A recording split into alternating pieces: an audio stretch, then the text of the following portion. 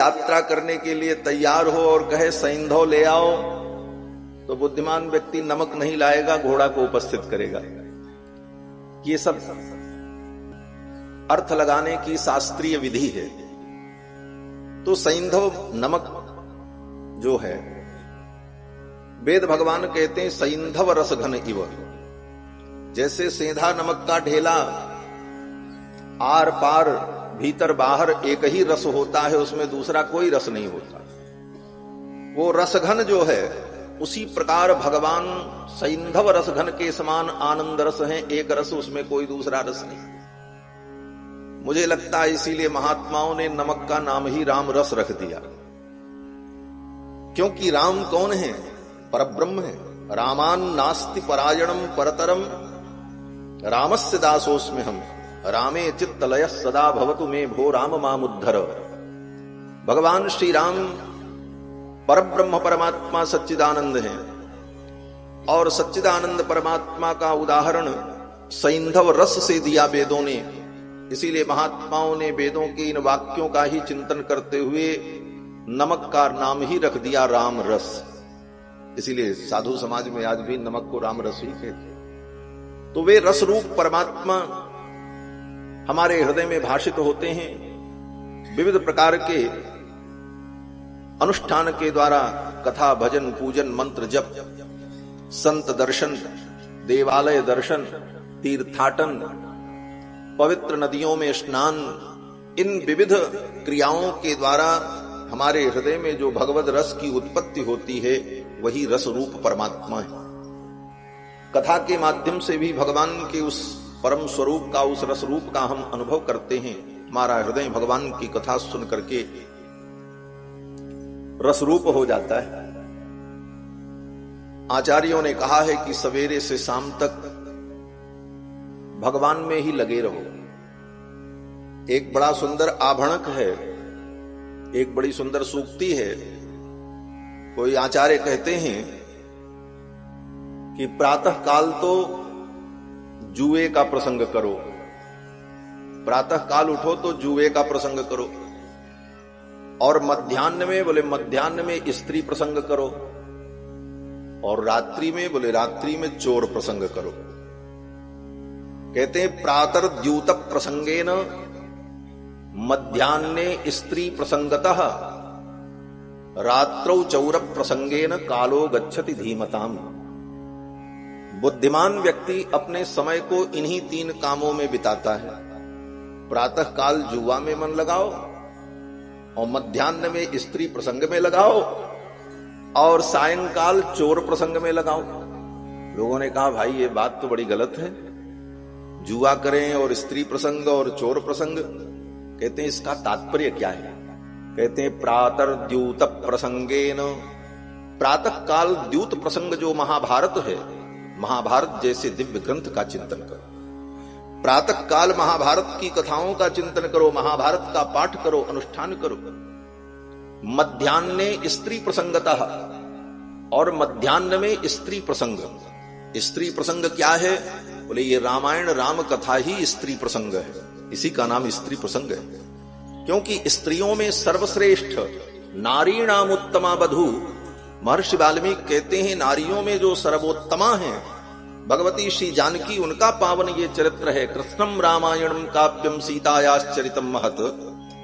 ऐसी परम पवित्र वंदनीया स्त्री का, महास्त्री का जो चरित्र है रामायण, इस चरित्र का चिंतन करो, यही स्त्री प्रसंग है। मध्याह्ने स्त्री प्रसंगतः रात्रौ चौर प्रसंगेन, और रात्रि में चोर प्रसंग। चोर प्रसंग क्या है? बोले ब्रजे वसंतम नवनीत चौरम गोपांगनानाम चतुकूल चौरम अनेक जन्मार्जित पाप चौरम चौराग्रगण्यम पुरुषम नमामि। जो चौराग्रगण्य भगवान गोविंद कृष्ण हैं, उनकी मंगलमयी भागवत कथा का चिंतन करो। इस प्रकार से आचार्यों ने कहा कि प्रातर द्यूत प्रसंगेन मध्याह्ने स्त्री प्रसंगतः रात्रौ चौर प्रसंगेन कालो गच्छति धीमताम। बुद्धिमान व्यक्ति इस प्रकार अपने काल को व्यतीत करता है।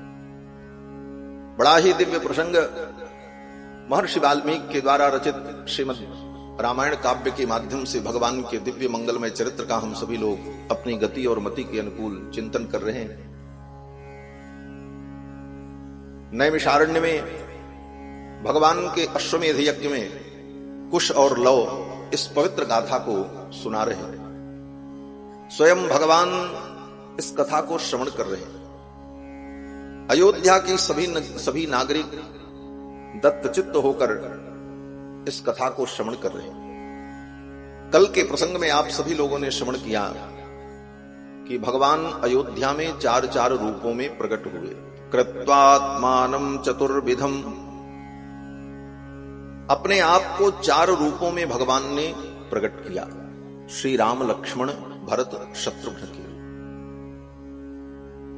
श्री दशरथ जी महाराज बड़े प्रसन्न हुए और श्री दशरथ जी महाराज ने महान उत्सव मनाया। प्रदेयाश्च ददौ राजा सूतमागध वंदिनाम, सूतमागध बंदी जनों को दशरथ जी महाराज ने खूब लुटाया, खूब दान किया। चारों भाइयों के जन्म में कुछ समय का अंतर जरूर रहा। सामान्यतया तो हम लोग यही समझते हैं कि चारों भाई एक साथ पैदा हुए, प्रकट हुए, लेकिन महर्षि वाल्मीकि के अनुसार भगवान श्री राम के प्राकट्य के 18 घंटे बाद श्री भरत भैया का प्राकट्य हुआ। 18 घंटे बाद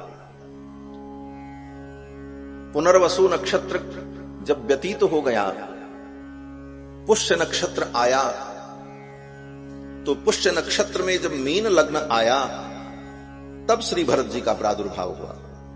महर्षि वाल्मीकि कहते हैं कि पुष्ये जातस्तु भरतः मीन लग्ने प्रसन्नधीः।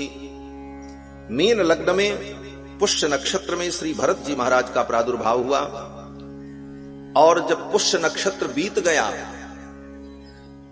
श्लेषा नक्षत्र आया, तो श्लेषा नक्षत्र में कुमार लक्ष्मण और शत्रुघ्न का प्रादुर्भाव। तीनों के नक्षत्र अलग अलग।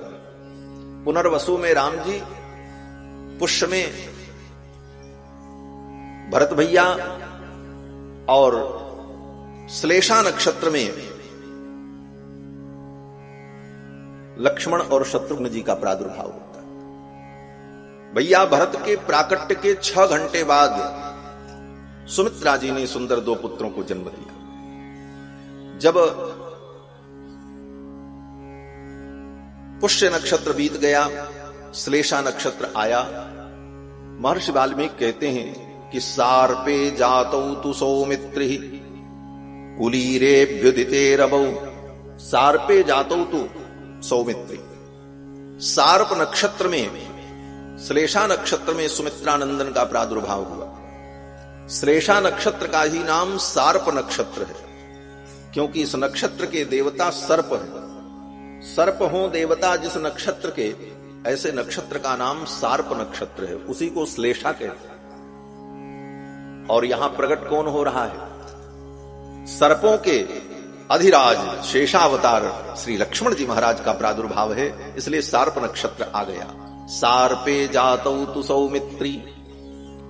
और वही जो लक्ष्मण जी महाराज शेषावतार हैं, वही द्वापर में श्री बलदेव के रूप में प्रकट होते हैं और कलयुग में वही भगवान श्री रामानुजाचार्य के रूप में प्रकट हुए। बोलो श्री रामानुज स्वामी जी महाराज की जय। भगवान श्री रामानुजाचार्य जिन्होंने सारे विश्व को शरणागति का, भक्ति का मार्ग बताया, वे भगवान श्री रामानुजाचार्य लक्ष्मण जी के अवतार हैं। पूज्य महाराज श्री ने अपने उद्बोधन में कहा कि कितने उदार हैं ये रामानुज, इनकी उदारता कितनी थी। कथा का संकेत पूज्य महाराज श्री ने कर दिया था। भगवान श्री रामानुजाचार्य के गुरुदेव भगवान श्री गोष्ठी पूर्ण स्वामी जी महाराज ने उनको मंत्रार्थ का उपदेश किया। मंत्रार्थ, मंत्र का विशेष रहस्यमय अर्थ होता है। मंत्र तो हमको कान में मिल जाता है, और कोई भी मंत्र होता है, उस मंत्र में जिस देवता का मंत्र होता है उस देवता के नाम में चतुर्थी विभक्ति लगा करके प्रणाम किया जाता है, यही मंत्र का रूप होता है। रामाय नमः, नारायणाय नमः, वासुदेवाय नमः। कभी नमः आगे होता है, कभी पीछे भी होता है, जैसे ओम नमो भगवते वासुदेवाय, नमो पहले। मूल रूप से जिस देवता का, जिसका मंत्र, उस देव स्वरूप को प्रणाम किया जाता है। इतनी बात सामान्य रूप से हम लोग समझते हैं, लेकिन उस मंत्र के एक एक अक्षर में बड़े गंभीर रहस्य होते हैं, जिसको मंत्रार्थ कहा जाता है। मंत्र का अर्थ, उसमें चतुर्थी विभक्ति क्यों है, नमः क्यों है, ओमकार क्यों है, उसके अक्षरों की संख्या इतनी है तो उसका तात्पर्य क्या है, ये सब बड़े रहस्यमय विषय हैं जिसको मंत्रार्थ कहते हैं।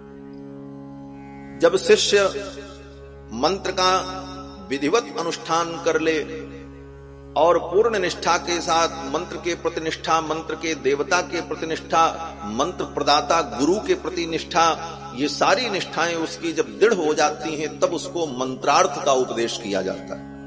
मंत्रार्थ तुरंत नहीं बताया जाता, मंत्रार्थ बहुत गोपनीय होता है। मंत्रार्थ की जब व्याख्या होती है तो बहुत चुने लोग उसमें बैठते हैं, प्रपन्न भागवत लोग, आचार्यों की ये परंपरा रही है। कोई दूसरा व्यक्ति आ जाए, सामान्य व्यक्ति, तो मंत्रार्थ की व्याख्या बंद कर दी जाती है। हमारे पूज्य आचार्य चरण श्री विजय राघव मंदिर के पूज्य स्वामी जी महाराज जब मंत्रार्थ का प्रवचन करते थे तो दास लोग उस गोष्ठी में सम्मिलित होने जाते थे। गिने चुने 12 लोग 15 लोग होते थे, और कोई व्यक्ति कोई काम के लिए पूछने चला आवे मंदिर का साधारण कर्मचारी, तो तुरंत बात बंद हो जाती थी। जब वो चला जाए, गेट बंद हो, तब उपदेश शुरू होता, क्योंकि मंत्रार्थ अत्यंत गोपनीय होता है। श्री गोष्ठी पूर्ण स्वामी जी ने रामानुजाचार्य जी को मंत्रार्थ जब बताया तो सुन करके रामानुज स्वामी का हृदय गदगद हो गया। ये रहस्य है भगवान के मंत्र का, ये तो सारी दुनिया को बताने की जरूरत है, सारी दुनिया का कल्याण हो जाए। इस मंत्रार्थ को जो सुन लेगा वो सीधे वैकुंठ का अधिकारी हो जाएगा।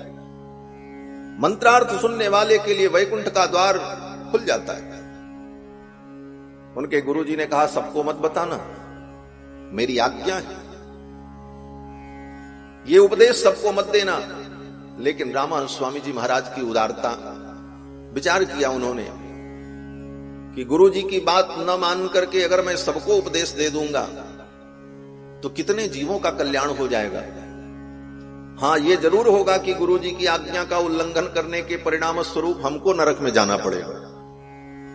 स्वयं नरक में जाने को तैयार हो गए और जीव का कल्याण करने के लिए गोपुर के ऊपर चढ़ गए।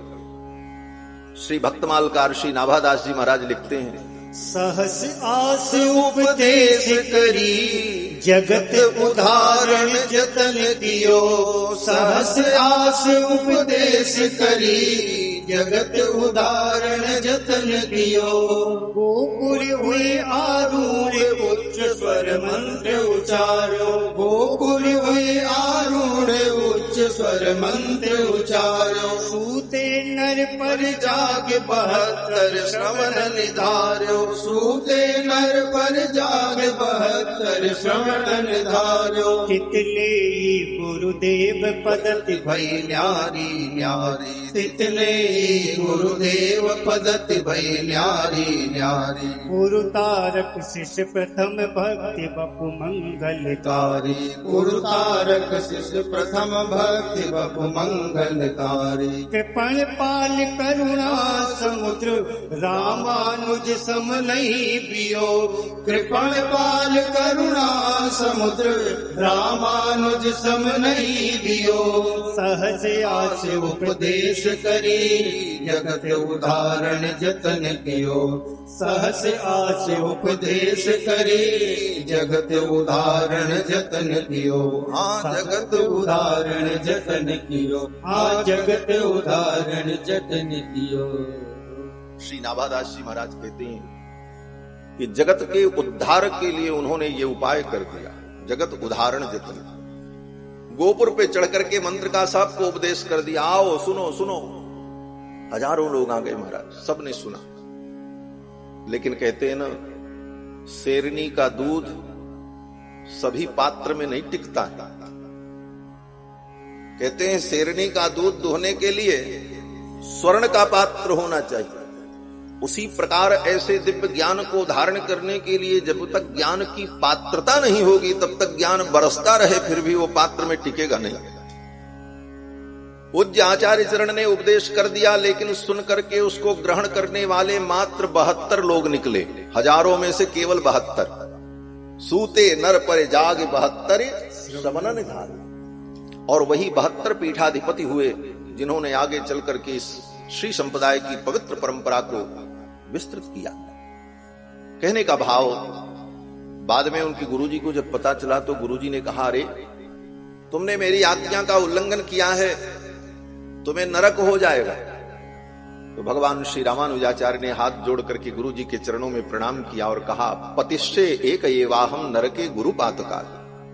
गुरुपातक से मैं अकेले नरक में जाऊंगा, लेकिन इतने लोग वैकुंठ चले जाएंगे, मुझे नरक जाना स्वीकार है। श्री गोष्ठी पूर्ण स्वामी ने रामानुज स्वामी को उठा करके हृदय से लगा लिया। ऐसा ही आचार्य होना चाहिए। जिस आचार्य के अंदर जीव के कल्याण की इतनी करुणा निहित होगी, वही जीव का कल्याण कर पाएंगे और कोई कल्याण नहीं। ऐसे श्री रामानुज, यही त्रेता में श्री लक्ष्मण जी महाराज, आदौ जगदाधार शेष। सतयुग में ये जगत के आधार शेष हैं, तदनु सुमित्रानंदन वेश, और त्रेता में ये सुमित्रानंदन है। तदुपरि धृतहल मुशल विशेष, और द्वापर युग में हल और मुशल को धारण करने वाले बलदेव जी महाराज। तदनंतर मम गुरुवर एश, और उसके बाद हमारे आचार्य चरण। इस प्रकार चारों युग में शेष जी महाराज प्रकट होते हैं जीव का कल्याण करने के लिए। तो ये सर्पों के अधिपति हैं, नागराज हैं, शेष हैं। इसलिए सार्प नक्षत्र में इनका प्राकट्य होता है। सार्पे जातौ तु सौमित्री कुलीरेभ्युदिते रवौ। सार्प नक्षत्र में इनका प्रादुर्भाव हुआ और श्लेषा नक्षत्र इसका नाम है। श्लेषा की विशेषता क्या है? बोले श्लेषा माने श्लिष्ट, श्लिष्ट माने सटा हुआ, इसीलिए जुड़ुआ बालक पैदा हुआ। ये श्लेषा नक्षत्र का प्रभाव। श्लेषा माने श्लिष्ट। यहां वैयाकरण लोग बैठे हैं, इनको मालूम होगा। श्लेष का मतलब ही होता श्लिष्ट, सटा हुआ। तो इस नक्षत्र का ही प्रभाव की 2 बालक पैदा हुए, जुड़वा पैदा। सुमित्रानंदन का प्रादुर्भाव हुआ और फिर श्री दशरथ जी महाराज ने चारों बालकों का जात कर्म संस्कार किया। श्री गोस्वामी जी महाराज कहते हैं कि नांदी मुख श्राद्ध करी जात कर्म सब कीन। नांदी मुख श्राद्ध किया और बच्चों का जात कर्म संस्कार किया। जन्म के पश्चात प्रथम संस्कार जो होता है उसको जात कर्म संस्कार कहते हैं। आज तो विडंबना ये है कि हम अपने संस्कारों को इतना भूल गए कि अगर किसी से पूछा जाए कि मानव के जीवन में जो 16 संस्कार होते हैं उनका नाम बता दो, तो नाम भी लोगों को नहीं मालूम। और किसी से पूछो, यहां इतने लोग बैठे हैं कि भाई किसके कितने संस्कार हुए हैं, तो शायद पता ही नहीं होगा कि 2-4 संस्कार विधि पूर्वक भये हो। एक महात्मा कहते थे कि अब सब संस्कार लुप्त हो गए, केवल 2 संस्कार बचे हैं। कौन? बोले एक तो विवाह संस्कार और दूसरा अंतिम संस्कार। बस। क्यों? बोले विवाह संस्कार के बिना किसी का काम नहीं चलेगा, न करो फिर भी कर लेंगे। आज तो ऐसी स्थिति। और अंतिम संस्कार बोले कोई नहीं करेगा तो सरकार उठा के कर देगी, कुछ न कुछ तो ठिकाने लगाएगी। 2 ही संस्कार जीवन में बचे दिखते हैं, बाकी सारे संस्कार लुप्त हो गए महाराज। इसीलिए हम संस्कारहीन होते चले जा रहे हैं। इन संस्कारों की हमारे जीवन में बड़ी महत्ता है। श्री नंद बाबा जो गांव के गोप हैं, ग्वारिया हैं, बहुत वेद वेदांत के पंडित नहीं है, साधारण गांव के हैं, लेकिन संस्कारों के प्रति नंद बाबा कितने सजग हैं कि कन्हैया प्रकट हुए तो नंद बाबा ने विधि पूर्वक अपने बालक का जात कर्म संस्कार किया। जात कर्मात्मजस्य वै कारयामास विधिवत पितृदेवार्चनं तथा। वेद व्यास जी कहते हैं कि विधि पूर्वक श्री नंद बाबा ने अपने कुमार का जात कर्म संस्कार किया। संस्कारों की बड़ी आवश्यकता है हमारे जीवन में। संस्कार का अर्थ होता है अतिशयाधान और मलापनयन। संस्कारों का दो काम होता है। कुछ संस्कार ऐसे होते हैं जो हमारी कमियों को दूर करते हैं, और कुछ संस्कार ऐसे जो हैं वो हमारे अंदर कुछ विशेषताओं को उत्पन्न करते हैं। दो प्रकार के संस्कार होते हैं, जो हमारे अंदर कमियों को दूर करते हैं और कुछ संस्कार हमारे अंदर विशेषता का संपादन करते हैं। इसी को कहा जाता है मलापनयन और अतिशयाधान। जैसे आपको भोजन बनाना हो तो पुरानी परंपरा थी कि बर्तन को पहले माज करके शुद्ध करें तब उसमें भोजन बनाओ। तो ये बर्तन को माजना क्या है? बोले यही संस्कार है। बर्तन को माजा तो उसमें जो गंदगी थी, जो कमियां थी, वो दूर हो गई। अब उसमें कुछ विशेषता लानी है। अब विशेषता क्या लानी है? आज तो सबके घर में गैस के चूल्हे हो गए, बर्तन काले नहीं होते। पहले माताएं बर्तन काला हो जाएगा इसके डर से क्या करती? बोले उसमें मट्टी का लेवा लगाती, नीचे पोता लगा करके उसको फिर राख डाल करके एक परत लगा दी जाती। तो उससे क्या विशेषता हो जाती? बोले आग पे चढ़ने के बाद भी उसमें कालापन नहीं चिपकेगा। ये हो गया अतिशयाधान। उसके अंदर एक विशेषता का उत्पादन कर दिया गया। माजना जो था उसकी कमी को दूर करना और उसमें लेवा लगा देना। अतिशयाधान उसके अंदर विशेषता पैदा कर देना कि अब उसमें कालिख न जमे। इन दो संस्कारों के बाद उस पात्र में ये योग्यता हो गई कि उस पात्र में आप कोई भी पकवान बनाओ, कोई भी व्यंजन बनाओ। उसी प्रकार हमारे जीवन में ये मानव शरीर जब प्राप्त हुआ तो अनेक जन्मों के जो पशुता के संस्कार हमारे अंदर हैं, 84 लाख योनि में भ्रमण करके कुत्ता बिल्ली गधा सब बनने के बाद तब मनुष्य बनने का अवसर मिलता है। कबहु की करी करुणा नर देहि, कबहु की करी करुणा नर देहि, कबहु की करी करुणा नर देहि। देत ईश बिनु हेतु सनेही, देत ईश बिनु हेतु सनेही, देत ईश बिनु हेतु सनेही, देत ईश बिनु हेतु सनेही। कबहु की करी करुणा नर देहि, कबहु की करी करुणा नर देहि, कबहु की करी करुणा। अनेक जन्मों के बाद भगवान की जब करुणा होती है, विशेष कृपा होती है, तो जीव को मानव जीवन मिलता है। जीवे दुःखाकुले विष्णोः कृपा काप्युपजायते, भ्राम्यमाणे स्वकर्म भी। अपने कर्मों के परिणाम स्वरूप विविध योनियों में भ्रमण करते हुए जीव को देखकर भगवान के अंदर जब करुणा समुच्छलित होती है तब ये मानव जीवन में। इसीलिए श्री प्रहलाद जी महाराज कहते हैं कि दुर्लभम मानुषम जन्म तदप्यध्रुवमर्थदम। दुर्लभम मानुषम जन्म, ये मनुष्य जन्म बड़ा दुर्लभ है। भगवान की जब कृपा हुई तो ये मानव जीवन मिला। और पिछले अनेक जन्मों में ऊकर शूकर अनेक योनियों में भ्रमण करने के बाद हम मानव जीवन में आए। उन योनियों में पशुता के जो संस्कार थे अनेक जन्मों के, वो विद्यमान हैं। अब मानव जीवन में आकर के वो पशुता के संस्कार समाप्त हो जाएं और मानवता के दिव्य संस्कार उत्पन्न हो। इसीलिए वेदों ने कहा जन्म से लेकर समय समय पर जीवन में विविध संस्कार होते चले।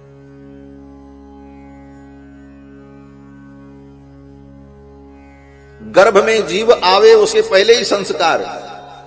क्या संस्कार? बोले जो स्त्री गर्भ को धारण करेगी पहले उसका ही संस्कार हो, विवाह संस्कार। और जो गर्भाधान करेगा उसका विवाह संस्कार, दोनों के जब विवाह संस्कार विधि पूर्वक हो जाए तब उनको पुत्रोत्पादन की योग्यता प्राप्त होगी। यहां से संस्कार शुरू है। और उसके बाद तब गर्भाधान, पुंसवन, सीमंतोन्नयन 3 संस्कार गर्भ में ही हो जाते हैं। और ये 3 संस्कार गर्भ में होने के बाद चौथा संस्कार जन्म लेने के तुरंत बाद होता है, जिसको जात कर्म संस्कार। जात कर्म संस्कार श्री दशरथ जी महाराज ने किया। विधि पूर्वक देवताओं का पूजन किया। गुरुदेव वशिष्ठ ने जात कर्म संस्कार कराया। नांदी मुख श्राद्ध करी जात कर्म सब कीन। नांदी मुख श्राद्ध किया, पितरों का पूजन किया और फिर बालकों का जात कर्म संस्कार किया। दशरथ जी महाराज के द्वार पर कई दिनों तक ये उत्सव चलता रहा। लोगों का आना जाना लगा रहा। लोग बधाई देने के लिए आते रहे। दूर दूर के लोगों ने सुना, दूर दूर की सखियों ने सुना, सीमंतनियों ने सुना। सब ने आकर के श्री दशरथ जी महाराज को बधाई दी, उपहार भेंट किया।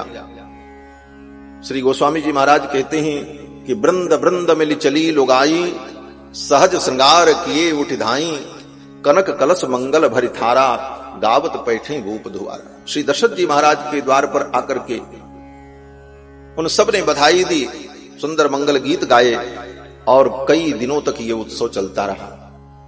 भगवान के इस जन्म महोत्सव को देखकर सूर्य भगवान रुक गए।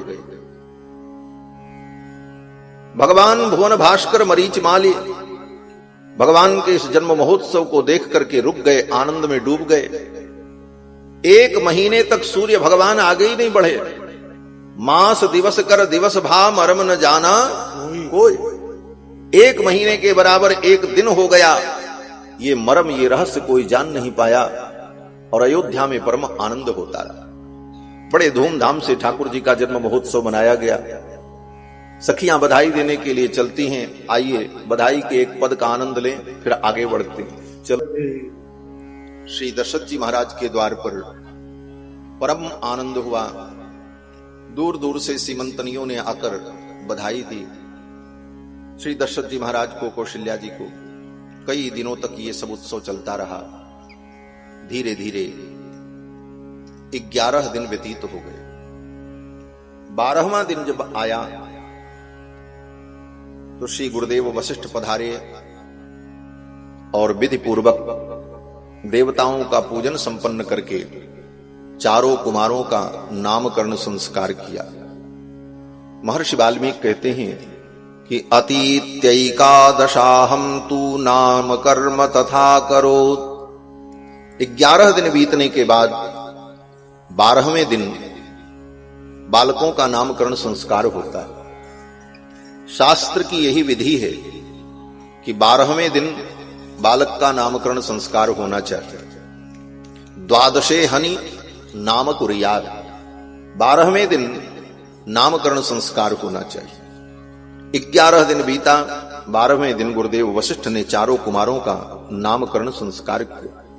अतीत्यैकादशाहम तू नाम कर्म तथा करोत्। वशिष्ठ परम प्रीतो नामानि कुरुते तदा। परम प्रीति से युक्त होकर गुरुदेव वशिष्ठ चारों कुमारों का नामकरण संस्कार करता। गुरुदेव वशिष्ठ ने नामकरण संस्कार करते हुए कौशल्यानंदवर्धन को जब गोद में लिया तो कुछ क्षणों के लिए वशिष्ठ जी महाराज को समाधि लग गई। श्री वशिष्ठ जी महाराज भाव के सागर में डूब गए। उनकी आंखें बंद थीं और बहुत देर तक ध्यानस्थ थे। श्री दशरथ जी महाराज चक्रवर्ती जी समझ नहीं पाए इनको क्या हो गया। कुछ देर बाद जब वो प्रेम की समाधि से बाहर निकले तब गुरुदेव वशिष्ठ ने कौशल्या कुमार का नामकरण किया। इस भाव का संकेत महर्षि वाल्मीकि करते हैं कि वशिष्ठ परम प्रीतो नामानि कुरुते तदा। परम प्रीति से युक्त होकर वशिष्ठ जी महाराज नामकरण करते हैं। श्री वशिष्ठ जी महाराज प्रेम की समाधि में क्यों चले गए? कहते हैं भगवान श्री रघुनंदन को जब गोद में लिया तो वशिष्ठ जी को ब्रह्मा जी की वो सब बातें याद आ गई। ब्रह्मा जी ने वशिष्ठ जी से कहा कि पुत्र तुम इक्ष्वाकु कुल के पुरोहित बन करके जाओ, इनका पौरोहित्य करो। तो गुरुदेव वशिष्ठ ने मना कर दिया। गुरुदेव वशिष्ठ ने कहा, मैं पौरोहित्य कर्म नहीं करूंगा। पौरोहित्य कर्म करना बड़ा निंदनीय कर्म है। उपरोहित्य कर्म अति मंदा, वेद पुराण सुमित कर निंदा। गुरुदेव वशिष्ठ जी ने कहा कि ये कर्म मैं नहीं करूंगा, क्योंकि पौरोहित्य कर्म करने वाले ब्राह्मण को कभी कभी जजमान की धौंस भी सुननी पड़ती। कोई मोटा जजमान हो तो ब्राह्मणों को डांट भी देता है। कहता, क्या पंडित जी कै बजे आए हैं, इतने समय से पाठ करना था, अभी आप आए। इस प्रकार कभी कभी ब्राह्मणों को, पौरोहित्य कर्म करने वाले ब्राह्मणों को अपमान भी सहन करना पड़ता है। और जो पौरोहित्य कर्म करने पर दान दक्षिणा प्राप्त होती है, वो देखने में तो दान दक्षिणा होती है, वस्त्र आभूषण मुद्रा, लेकिन यथार्थ में वो वस्तुएं जो होती हैं वो जजमान का पाप ही होता है।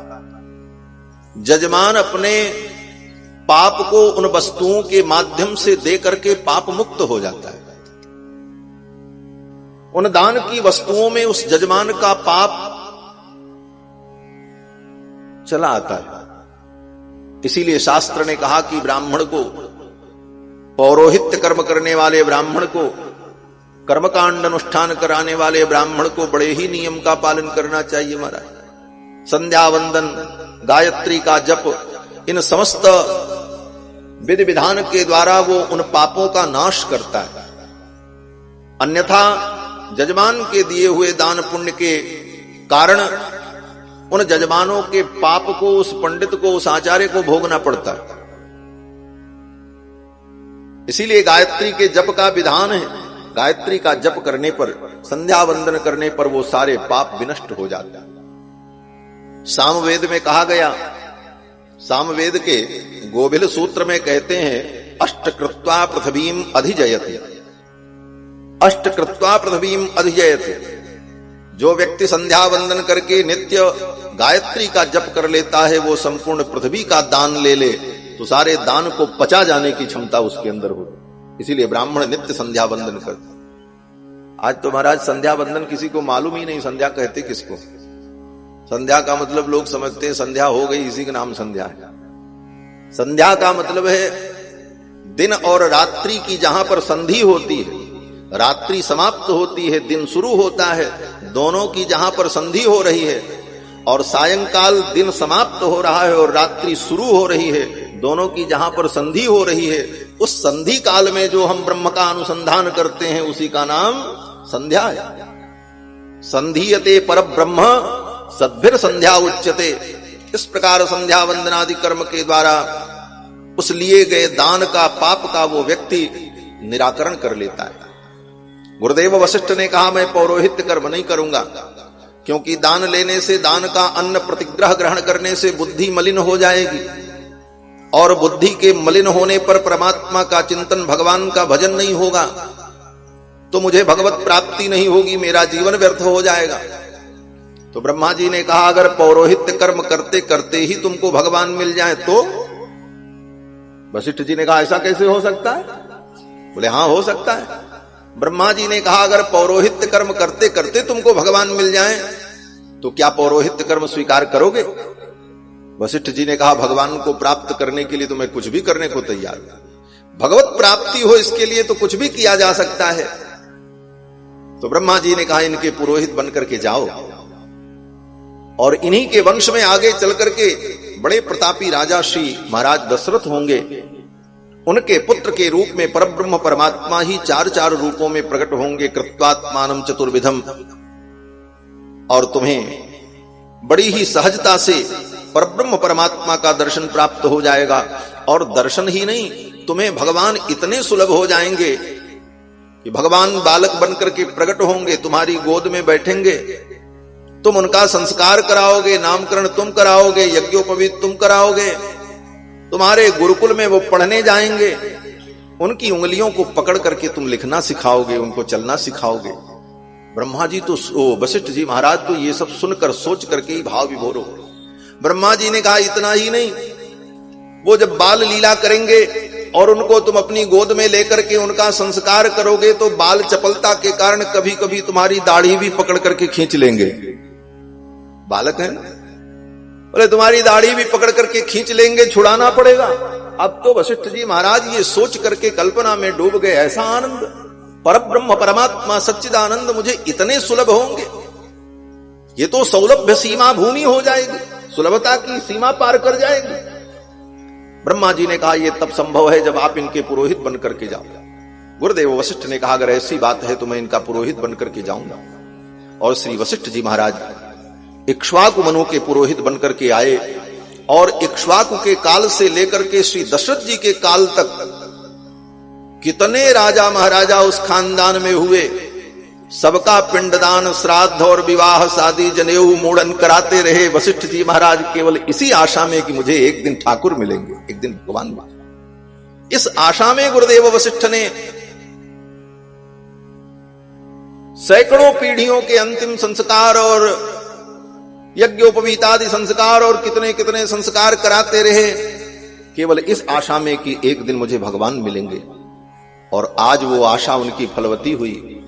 भगवान श्री रघुनंदन को जब गोद में लिया तो ब्रह्मा जी की ये सारी बातें वशिष्ठ जी को याद आ गईं और कुछ क्षण के लिए आनंद में डूब गए, प्रेम की समाधि में चले गए।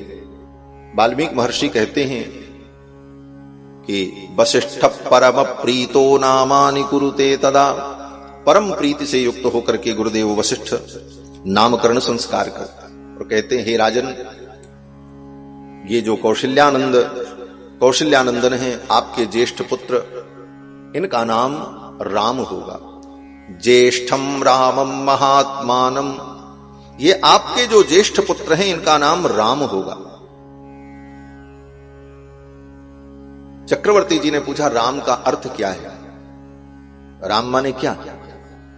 तो गुरुदेव वशिष्ठ ने कहा जो सबको आनंद प्रदान करें उनको कहते हैं राम। राम का मतलब सबको आनंद देने वाला, जो सबको रमण करावे उसको कहते हैं राम। ये सबको आनंद प्रदान करेंगे इसलिए इनका नाम राम होगा। बोले ये सबको कितना आनंद प्रदान करेंगे? बोले सबको यही आनंद देते हैं, सबको आनंद देने वाले यही हैं और ये आनंद सिंधु हैं। जो आनंद सिंधु सुख राशि सी करते त्रैलोक्य सुपासी, अपने उस आनंद सिंधु के एक सीकर से, एक बिंदु से अनंत अनंत सृष्टि को आनंदित कर दे। बोले तो उनमें कितना आनंद है? बोले अनंत आनंद है। भगवान में कितना आनंद है? कहते हैं अनंत आनंद। अनंत का मतलब बोले उस अनंत की कोई तो सीमा होगी। तो वेदों ने इस पे विचार किया है। तैत्रीय उपनिषद में ब्रह्मानंद वल्ली में आनंद की मीमांसा की। आनंद की मीमांसा करते हुए वेद भगवान ने कहा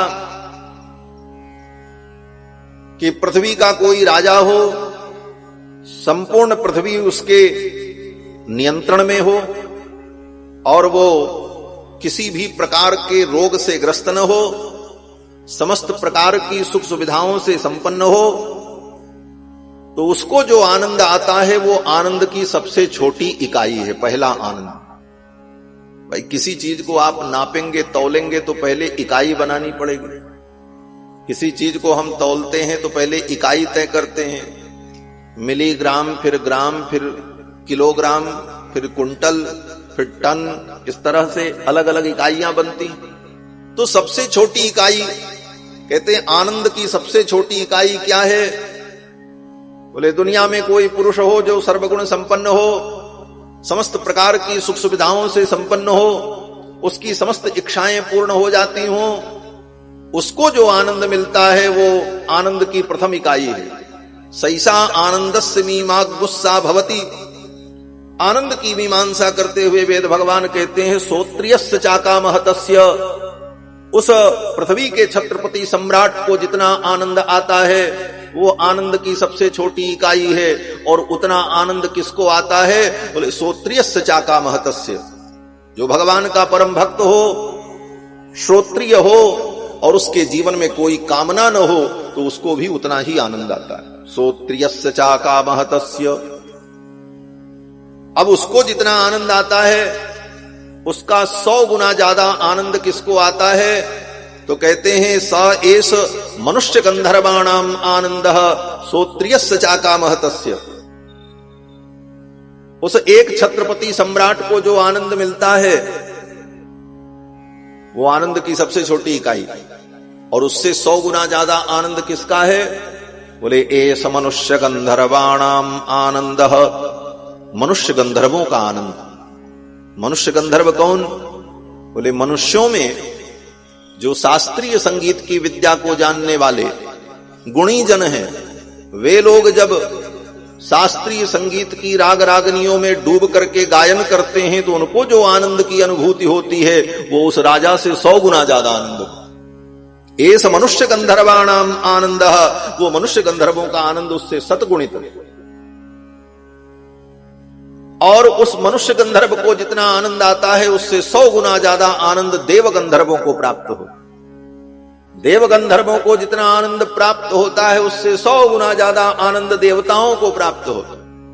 उससे भी 100 गुना ज्यादा आनंद अजानज नाम के देवताओं को प्राप्त होता है। फिर उससे भी 100 गुना ज्यादा आनंद पितरों को प्राप्त होता है। इस प्रकार सब आनंद की गणना करते करते ब्रह्मा तक पहुंचे। बोले सबसे ज्यादा आनंद ब्रह्मा को होता है। और वहां जाकर के वेदों ने विराम लगा दिया। वेदों ने कहा यतो वाचो निवर्तन्ते अप्राप्य मनसा सह आनंदम ब्रह्मणो विद्वान न विभेति कुतश्चनेति। यतो वाचो निवर्तन्ते, जहां वाणी जाकर के लौट आती है, अप्राप्य मनसा सह, मन से भी हम जिसकी कल्पना नहीं कर सकते, आनंदम ब्रह्मणो विद्वान न विभेति कुतश्चनेति, वो आनंद।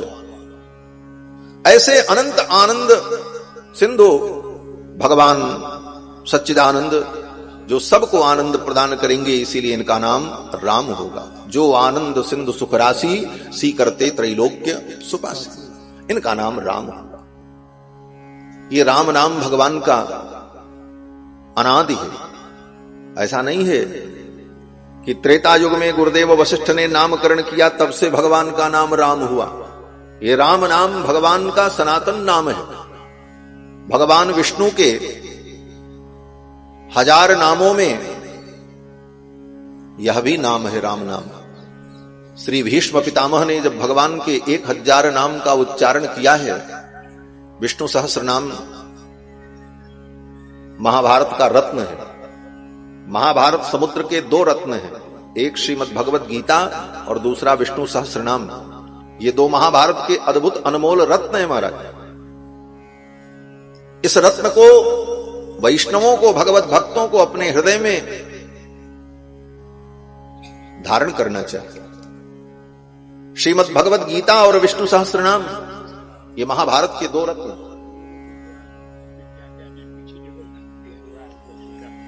मैं निवेदन कर रहा था कि महाभारत के 2 रत्न श्रीमद् भगवत गीता और विष्णु सहस्रनाम,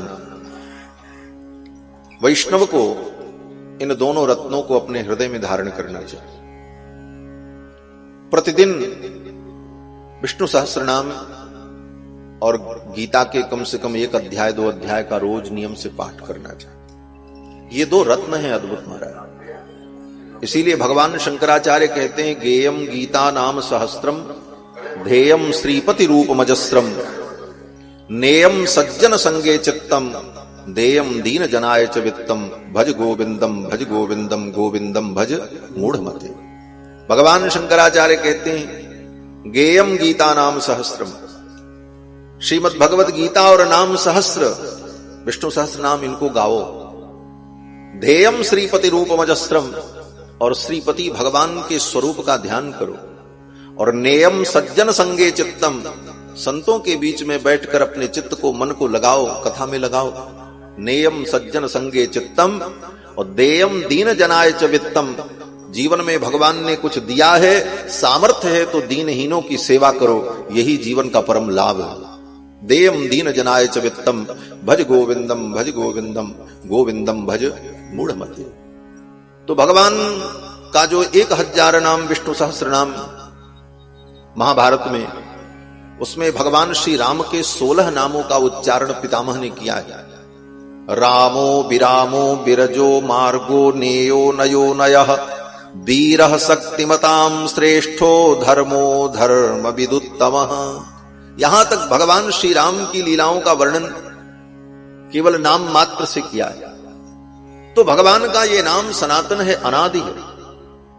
सतयुग में भी श्री प्रहलाद जी महाराज राम नाम का ही जप करते। राम नाम जपताम कुतो भयम। प्रहलाद जी यही कहते, राम नाम जपने वाले को क्या भय। तो भगवान के जितने नाम हैं सब सनातन और दिव्य और नित्य हैं।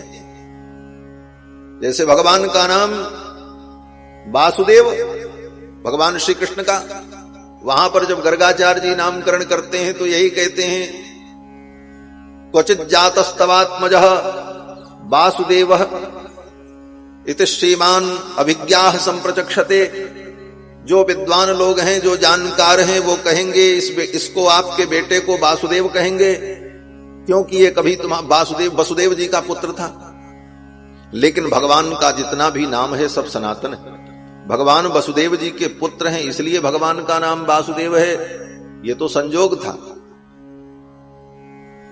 कि द्वापर युग में भगवान जिनके पुत्र बनकर के प्रकट हुए उनका नाम वसुदेव, लेकिन भगवान का वासुदेव नाम सनातन है।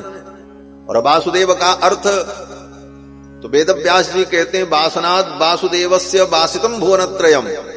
जो कण कण में वास करते हैं इसलिए उनका नाम वासुदेव है। सर्वभूत निवासोसी वासुदेव नमोस्तुते। जो सब भूतों में, समस्त प्राणियों में, जड़ चेतन में अंतर्यामी रूप में विद्यमान है, इसलिए उनका नाम वासुदेव है। इसीलिए वासुदेव शब्द का यही अर्थ गोस्वामी तुलसीदास जी ने भी किया। जब स्वयंभू मनु और शत्रुपा ने द्वादशाक्षर मंत्र का जप किया, 12 अक्षर मंत्र पुनि जपहि सहित अनुराग, वासुदेव पद पंकरुह दंपति मन अतिलाग। तो जब भगवान प्रकट हुए, जब प्रकट हुए तो गोस्वामी जी महाराज वासुदेव शब्द की व्याख्या ही कर रहे हैं इस चौपाई में। भगत बचले प्रभु कृपा निधाना, भगत बचल प्रभु कृपा निधाना। विश्ववासी प्रगटे भगवाना, विश्ववासी प्रगटे भगवाना। विश्ववासी प्रगटे भगवाना, विश्ववासी प्रगटे भगवाना। भगत बचल प्रभु कृपा निधाना, भगत बचल प्रभु कृपा निधाना। भगत बचल प्रभु। विश्ववास प्रगटे भगवान। विश्ववास कहने का यही मतलब है, सर्वभूत निवासोसी वासुदेव नमोस्तुते। जो सब भूतों में निवास करते हैं इसलिए इनका नाम वासुदेव है। तो भगवान के जितने नाम हैं वो सब नाम नित्य, दिव्य और सनातन है। लीला के क्रम में भगवान के वो नाम उपस्थित होते हैं, परंतु भगवान के जितने नाम हैं वो सब नाम दिव्य हैं और नित्य हैं।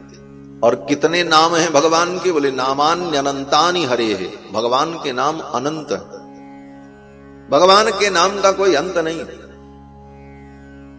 और हमारे आचार्य तो कहते हैं दुनिया में जितने शब्द हैं सब भगवान के नाम ही हैं। यहां तक कह दिया, यावंत शब्द जालानी। दुनिया में जितना शब्द जाल है, जितना शब्द हम व्यवहार में बोलते हैं, शब्द जाल ही तो है। कहते हैं यावंत शब्द जालानी त्रैलोक के सचराचरे। केवल इसी पृथ्वी पर ही नहीं अपितु त्रिलोकी में जितना शब्द भंडार है, ये क्या है? कहते यावंत शब्द जालानी त्रैलोक के सचराचरे नामानि रामचंद्रस्य सत्यम सत्यम बदाम्य। सभी शब्द भगवान के ही नाम। जितने शब्द हैं सब भगवान के ही वाचक हैं। तात्पर्यावृत्ति के द्वारा दुनिया के जितने शब्द हैं सब भगवान के ही नाम हैं। नामानि रामचंद्रस्य सत्यम सत्यम बदाम्यहम, सब भगवान के ही नाम। लेकिन भगवान के उन समस्त नामों में राम नाम सर्वोपरि।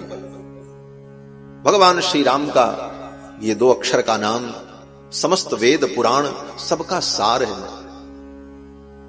यही मह रघुपति नाम उदारा, अति पावन पुराण श्रुति सारा। समस्त पुराणों का, वेद का, उपनिषद का, सबका सार भगवान का नाम राम। गुरुदेव वशिष्ठ ने कहा, ज्येष्ठम रामम, आपके ये जो ज्येष्ठ पुत्र हैं इनका नाम राम होगा। ज्येष्ठम रामम महात्मानम भरतम कैकयी सुतम, और ये जो कैकयी के पुत्र हैं इनका नाम भरत होगा। भरतम कैकयी सुतम, कैकयी जी के पुत्र का नाम भरत होगा। तो चक्रवर्ती जी ने पूछा, भरत का क्या अर्थ है?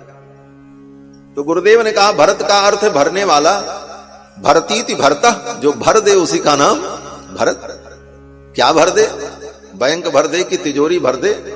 कहते हैं बैंक और तिजोरी भरने वाले भरत नहीं है, जो लोगों के हृदय को राम प्रेम से भर दें उनका नाम भरत। भरत चरित कर नेम तुलसी, जे सादर सुनहि सिय राम पद प्रेम अवसी हो। भरत जी की महिमा यही। भरत का मतलब जो भर दे। विश्व भरण पोषण कर जोई, ताकर नाम भरत अस होई। इस चौपाई का सीधा सीधा अर्थ तो इतना ही समझ में आता है कि विश्व भरण पोषण कर जोई, जो सारे विश्व का भरण पोषण करते हैं उनका नाम भरत हो। बोले विश्व का भरण पोषण तो कितने राजाओं ने किया। इस दुनिया में जितने राजा आए उन्होंने भी अपनी प्रजा का भरण पोषण किया। और भरण पोषण क्या है? रोटी कपड़ा मकान। खाने को रोटी मिले, रहने को मकान मिले और तन ढकने को कपड़ा। ये तीन रूप से, मुख्य रूप से इन तीन चीजों के द्वारा प्रजा का भरण पोषण तो सभी राजा करते चले आए। तो फिर भरत जी के भरण पोषण में और अन्य राजाओं के भरण पोषण में अंतर क्या है? तो संत जन कहते हैं, अन्य राजाओं ने जो पोषण किया उन्होंने केवल तन का पोषण किया। अन्य राजाओं ने अन्न वस्त्र और जीवन यापन की वस्तुओं के द्वारा अपनी प्रजा का पोषण किया। आत्मा का पोषण किसी ने नहीं किया। शरीर का कितना भी पोषण हुआ लेकिन सारे शरीर दुनिया के नष्ट हो गए। अनेक जन्मों में हमने शरीर का ही पोषण किया और सभी शरीर नष्ट हुए, कोई शरीर साथ नहीं दिया। आत्मा वही है अनादिकाल से, लेकिन आत्मा का हमने पोषण नहीं किया। और जब शरीर को पोषण नहीं मिलता तो शरीर कमजोर हो जाता। उसी प्रकार आत्मा को पोषण न मिले तो आत्मा भी कुपोषण का शिकार हो जाता। आप कहोगे पोषण तो शरीर को दिया जाता है, तो आत्मा भी किसी का शरीर है क्या?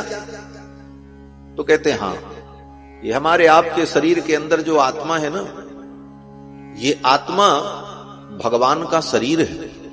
यही हमारे श्री वैष्णव का वैदिक सिद्धांत है। हमारा वैदिक सिद्धांत विशिष्टाद्वैत यही है।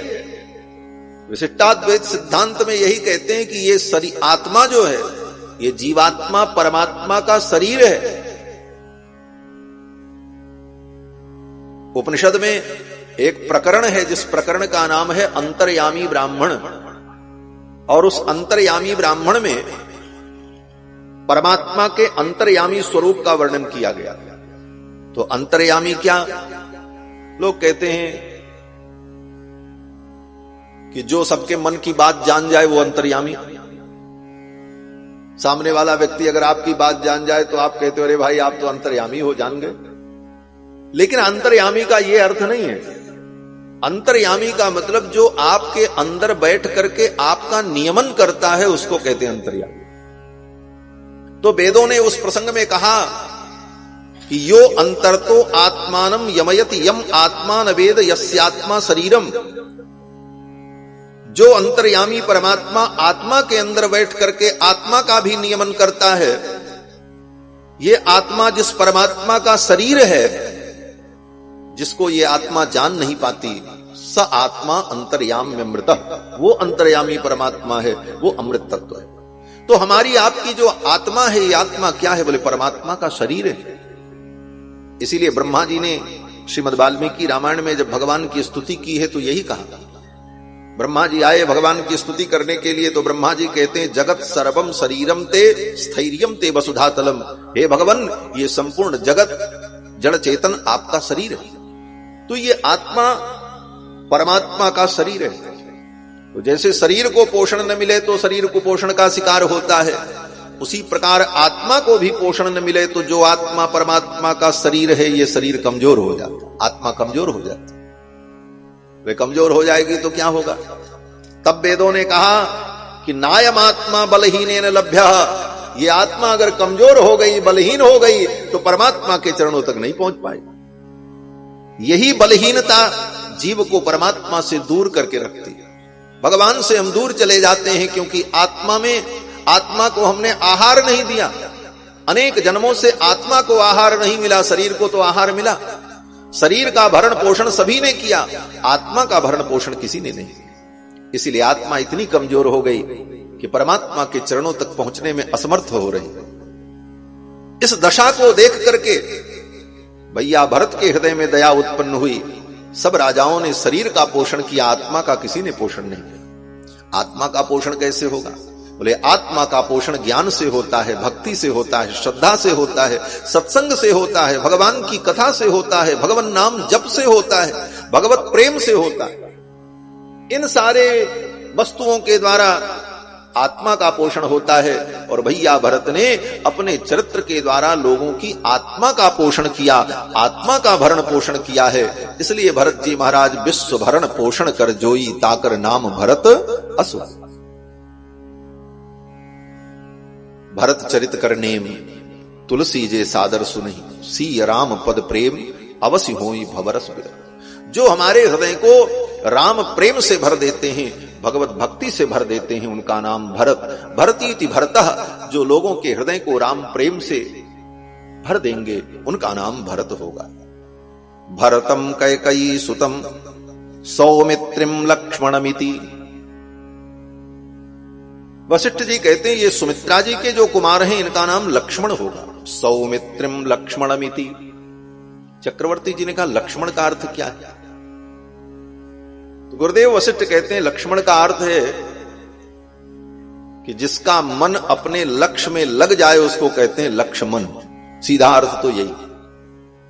लक्ष्मण, जिसने अपने मन को अपने लक्ष्य में लगा दिया उसी का नाम लक्ष्मण।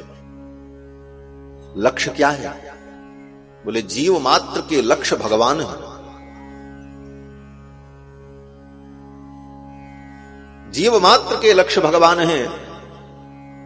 प्रणवो धनु सरोह्यात्मा ब्रह्म तल्लक्ष्य मुच्यते। उपनिषद में कहा गया कि प्रणवो धनु सरोह्यात्मा ब्रह्म तल्लक्ष्य मुच्यते अप्रमत्तेन वेदव्य। प्रणव को धनुष बनाओ। प्रणव माने भगवान का मंत्र, भगवान का नाम। गुरु के द्वारा प्राप्त जो मंत्र है भगवान का नाम, वही धनुष है। प्रणवो धनु सरोह्यात्मा। और अपनी आत्मा को ही बाण बनाओ। भगवान के मंत्र रूपी धनुष पर आत्मा रूपी बाण को रखकर उस लक्ष्य का अनुसंधान करो। ये वेद कहता है। लक्ष्य क्या है? बोले ब्रह्म तल लक्ष्य मुच्यते। ब्रह्म परमात्मा रघुनंदन श्री राम ही तो लक्ष्य है। और लक्ष्य का भेदन तभी होगा जब लक्ष्य में तुम्हारा मन लगेगा।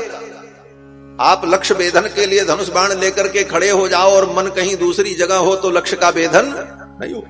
इसलिए मन का लगना अनिवार्य है। और जिसने अपने लक्ष्य में मन को लगा दिया उसको अपने लक्ष्य की प्राप्ति हो जाती है। श्री लक्ष्मण जी महाराज जीवाचार्य हैं और जीवाचार्य अपने चरित्र से उपदेश करते हैं कि समस्त जीवों का यह कर्तव्य है कि वो अपने मन को अपने लक्ष्य में लगाए।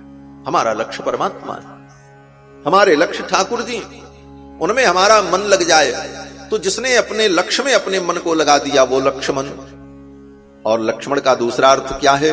कहते हैं लक्ष्मणो लक्ष्मी संपन्न बहि प्राण युवापरः। लक्ष्मणो लक्ष्मी संपन्न, जो सुंदर लक्षण से युक्त हैं इसलिए इनका नाम लक्ष्मण। लक्ष्मण का मतलब जिसके लक्षण बड़े सुंदर हो। ये अर्थ गोस्वामी जी ने भी ग्रहण किया। गोस्वामी जी महाराज कहते हैं लक्षण धाम राम प्रिय सकल जगत आधार। जिनके लक्षण इतने बढ़िया हैं, बोले वो लक्षण क्या कहना चाहते हैं? बोले वो लक्षण कहना चाहते हैं कि ये राम जी के अत्यंत प्रिय हैं। लक्षण धाम राम प्रिय सकल जगत आधार, जो सारे जगत के आधार हैं। गुरु वशिष्ठ तेहि राखा लक्ष्मण नाम उदार। जिसके लक्षण ये बता रहे हैं कि राम जी का परम प्रिय होगा। और लक्ष्मण का दूसरा अर्थ कहते हैं लक्ष्मणो लक्ष्मी संपन्न, जो लक्ष्मी से संपन्न है, धन संपन्न है, उसको कहते हैं लक्ष्मण। लक्ष्मणो लक्ष्मी संपन्न। बोले लक्ष्मण जी के पास कौन सी लक्ष्मी है? विचार करो तो लक्ष्मण जी के पास तो कोई लक्ष्मी नहीं है। राम जी तो अयोध्या के राजा, शत्रुघ्न जी मथुरा के राजा, और भरत जी, बोले भरत जी अयोध्या के युवराज, और लक्ष्मण जी, बोले लक्ष्मण जी तो न कहीं के राजा बने न कहीं के युवराज बने। और तो और राजा के बाद भी बहुत से ऐसे श्रेष्ठ पद होते हैं, महामंत्री का पद, प्रधानमंत्री का पद, सेनापति का पद, न्यायाधीश का पद, लेकिन लक्ष्मण जी ने कोई पद नहीं लिया। न वो प्रधानमंत्री बने, न सेनापति बने, कोई पद नहीं। चाहते तो अयोध्या के सेनापति का पद तो मिल ही जाता लक्ष्मण जी, लेकिन लक्ष्मण जी ने कोई पद नहीं लिया, न कोई राज्य न कोई पद। क्यों?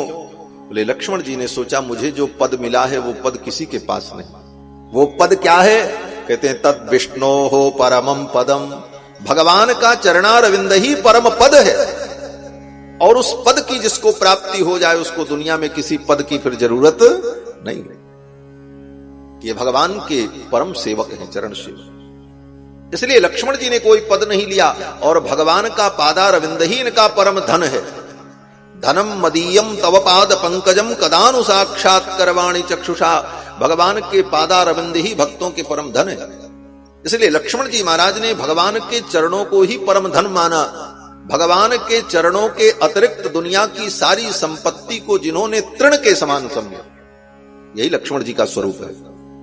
आज कथा के प्रारंभ में ही भगवान श्री रामानुजाचार्य के चरित्र का प्रसंग आया। आज भी भगवान श्री रामानुजाचार्य की जब हम लोग स्तुति करते हैं तो क्या कहते हैं? हमारे यहां श्री संप्रदाय में सभी आचार्यों के तनियन का पाठ होता है। एक श्लोक में उनकी महिमा और उनका नाम और भी उनसे संबंधित बातों को स्मरण किया जाता है और प्रतिदिन अनुसंधान किया जाता है। उसको हमारे यहां कहते हैं तनियन।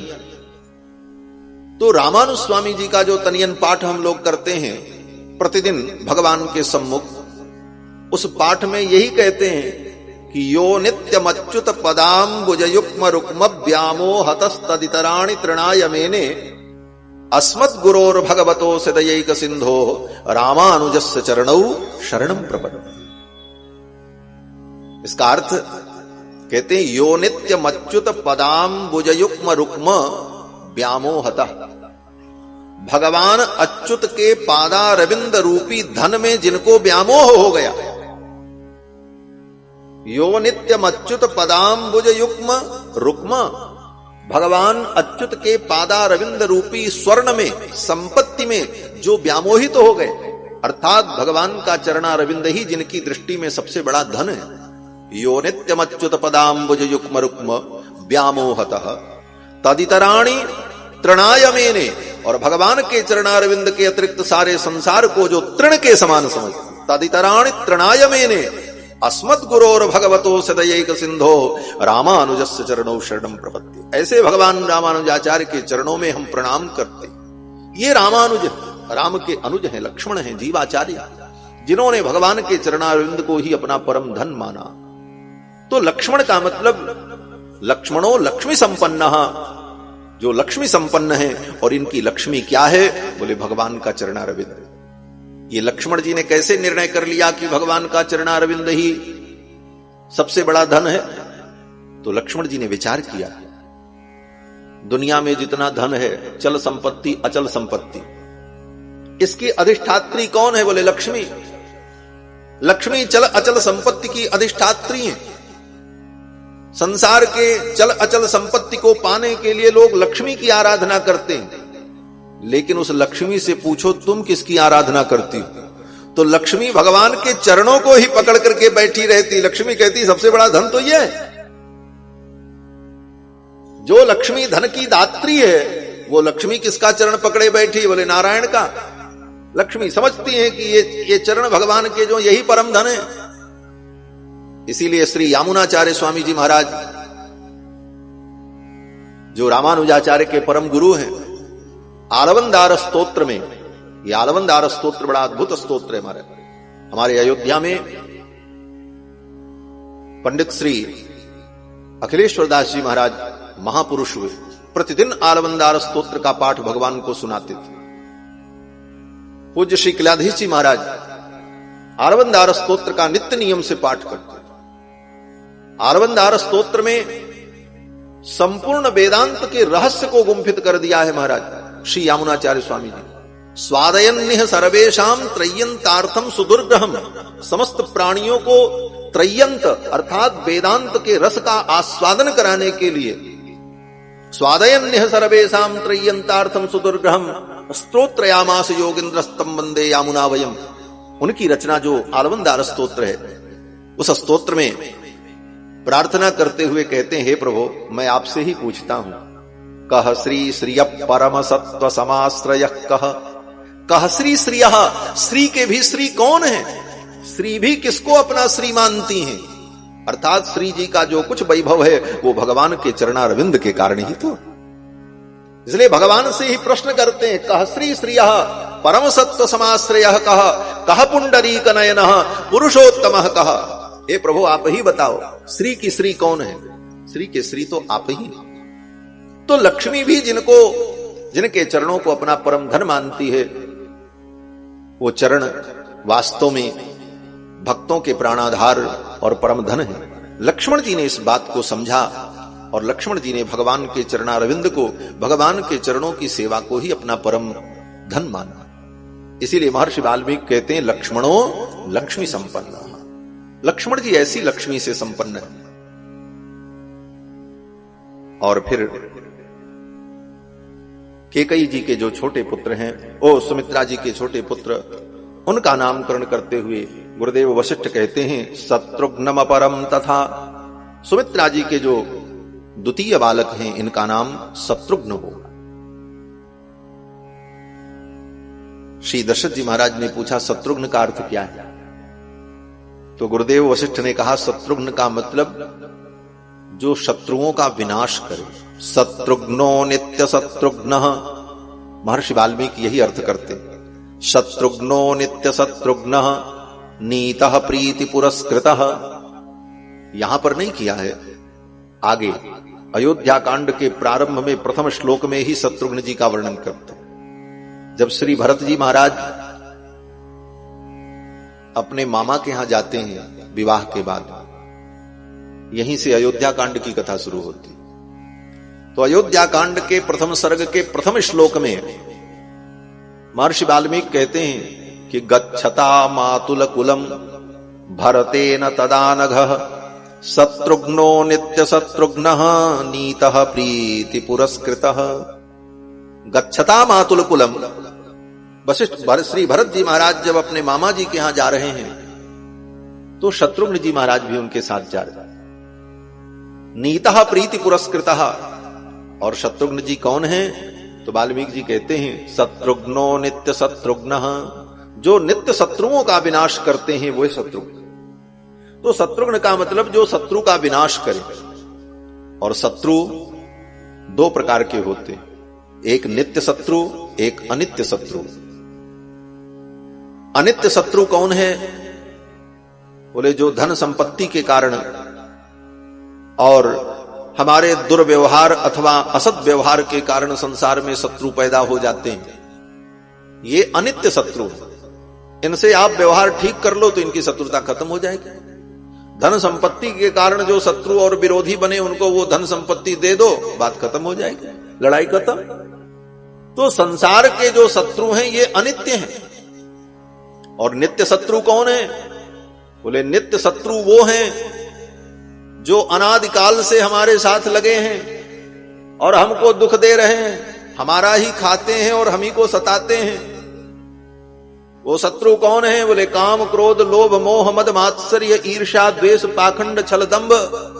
ये जो अंतःकरण के विकार हैं यही अनादिकाल के शत्रु हैं, नित्य शत्रु। और इन नित्य शत्रुओं को आज तक हम समाप्त नहीं कर पाए, ये नित्य शत्रु कैसे समाप्त होंगे? तो आचार्य चरण कहते हैं शत्रुघ्नो नित्य शत्रुघ्न।